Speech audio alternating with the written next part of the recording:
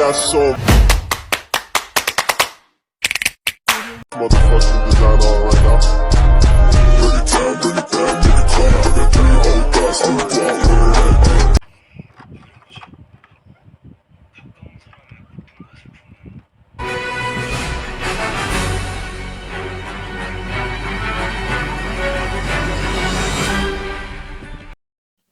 Assalamualaikum warahmatullahi wabarakatuh. Saya atas nama Ode Nur Aiga, kelas 12.1.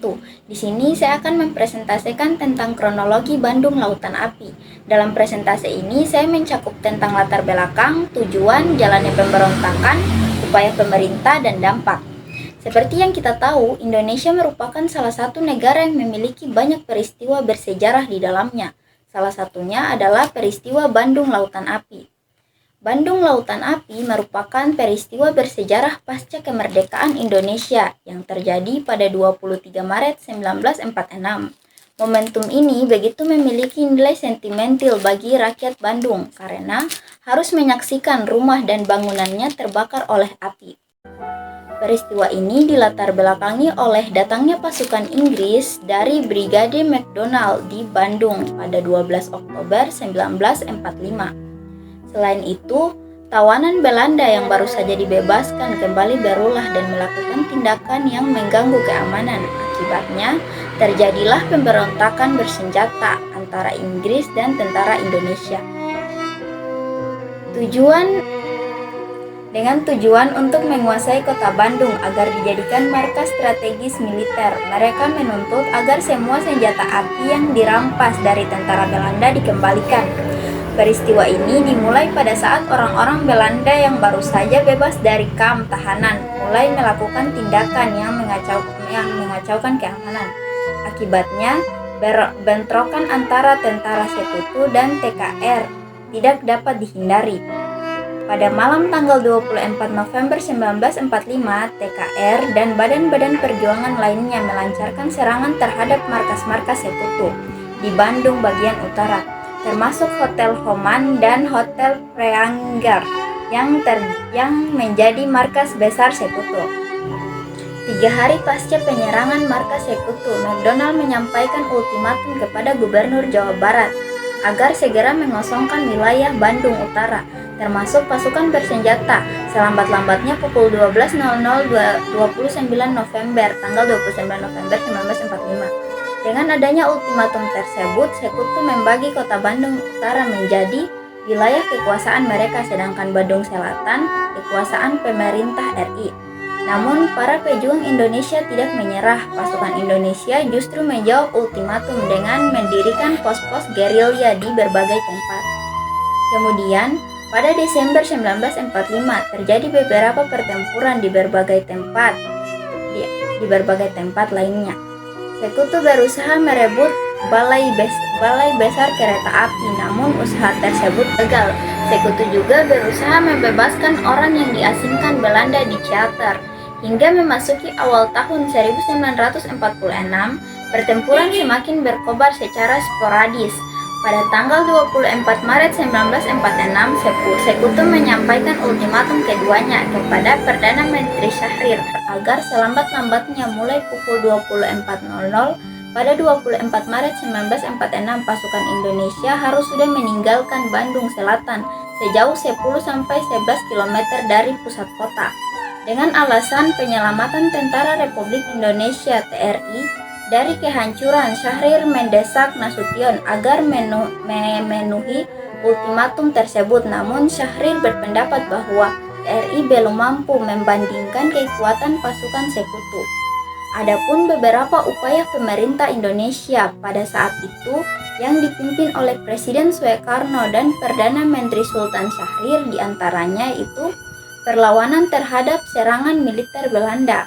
Pemerintah Indonesia melalui Tentara Nasional Indonesia (TNI) yang dipimpin oleh Jenderal Sudirman melakukan perlawanan terhadap serangan militer Belanda.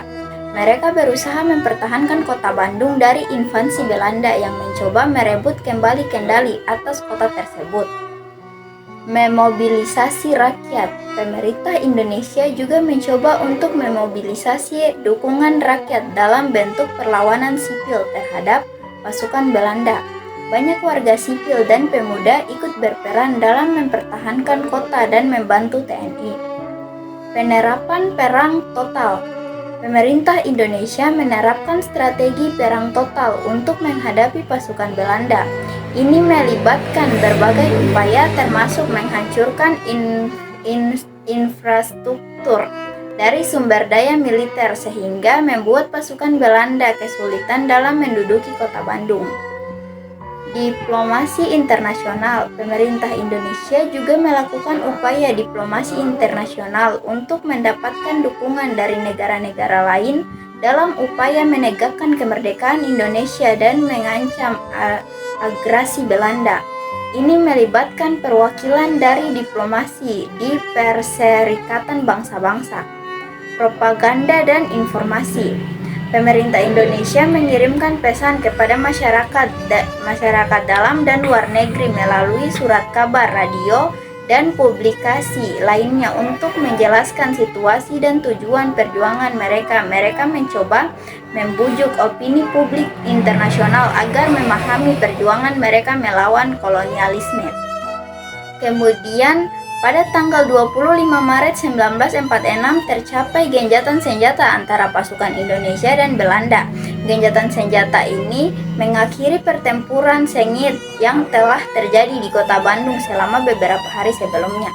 Gencatan senjata ini juga memberikan kesempatan bagi kedua belah pihak untuk mengatur kembali posisi dan kekuatan mereka. Namun meskipun peristiwa Bandung Lautan Api berakhir dengan gencatan senjata, ini tidak mengakhiri konflik antara Indonesia dan Belanda dalam perjuangan kemerdekaan Indonesia. Konflik berlanjut dalam beberapa bentuk selama beberapa tahun setelahnya. Pada tanggal 14 Agustus 1947, Indonesia dan Belanda mengadakan perjanjian sementara yang dikenal sebagai Perjanjian Lingkarjati. Perjanjian ini mencoba untuk mengakhiri konflik dengan mengakui kemerdekaan Indonesia di bawah kendali Belanda. Namun perselisihan muncul mengenai implementasi perjanjian ini. Pada tanggal 27 Desember 1949, Indonesia akhirnya meraih pengakuan internasional atas kemerdekaannya ketika Belanda secara resmi mengakui kedaulatan Republik Indonesia Serikat. Hal ini terjadi setelah tekanan dari berbagai pihak termasuk Perserikatan Bangsa-Bangsa PBB yang meminta penyelesaian damai konflik tersebut. Sebagai hasil dari pengakuan tersebut, Belanda menarik pasukannya dari Indonesia dan Indonesia menjadi negara yang merdeka. Peristiwa ini sering disebut sebagai pengakuan kedaulatan dan merupakan akhir dari periode kolonialisme Belanda di Indonesia. Dari peristiwa Bandung Lautan Api memiliki dampak yang signifikan baik secara langsung maupun tidak langsung pada perkembangan perjuangan kemerdekaan Indonesia dan pada kota Bandung itu sendiri. Beberapa dampak utama dari peristiwa tersebut meliputi kerusakan fisik. Dampak langsung yang paling nyata adalah kerusakan fisik pada kota Bandung. Banyak bangunan dan infrastruktur penting hancur dalam serangan, termasuk rumah-rumah, toko, fasilitas publik, dan jalan-jalan. Sejumlah besar wilayah kota terbakar dan hancur akibat serangan udara dan tembakan senjata. Korban jiwa dan penderitaan. Peristiwa ini menyebabkan hilangnya banyak nyawa dan penderitaan yang mendalam bagi penduduk Bandung. Banyak orang tewas atau terluka selama pertempuran dan kebakaran. Peristiwa tersebut meninggalkan luka emosional yang mendalam di antara masyarakat Bandung.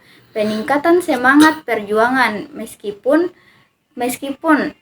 Bandung jatuh di tangan Belanda, peristiwa Bandung Lautan Api tidak memadamkan semangat perjuangan rakyat Indonesia. Sebaliknya, peristiwa ini memotivasi banyak orang untuk berjuang dan memerdekakan, menjadi contoh ketahanan dan semangat perjuangan. Kesadaran internasional. Peristiwa Bandung Lautan Api menarik perhatian dunia internasional terhadap perjuangan kemerdekaan Indonesia dan kebrutalan yang terjadi selama konflik tersebut. Ini membantu mendukung upaya diplomasi untuk mengakhiri penjajahan Belanda dan mencapai pengakuan kemerdekaan Indonesia. Peringatan dan simbolisme. Peristiwa ini menjadi bagian integral dari narasi sejarah perjuangan kemerdekaan Indonesia dan sering dikenang dalam peringatan-peringatan resmi serta sebagai simbol semangat perjuangan bangsa. Pembangunan ulang Kota Bandung. Setelah peristiwa Bandung Lautan Api, usaha pemulihan dan pembangunan kembali Kota Bandung dimulai. Proses ini memakan waktu bertahun-tahun dan Kota Bandung kemudian tumbuh menjadi pusat ekonomi, budaya, dan pendidikan yang penting di Indonesia.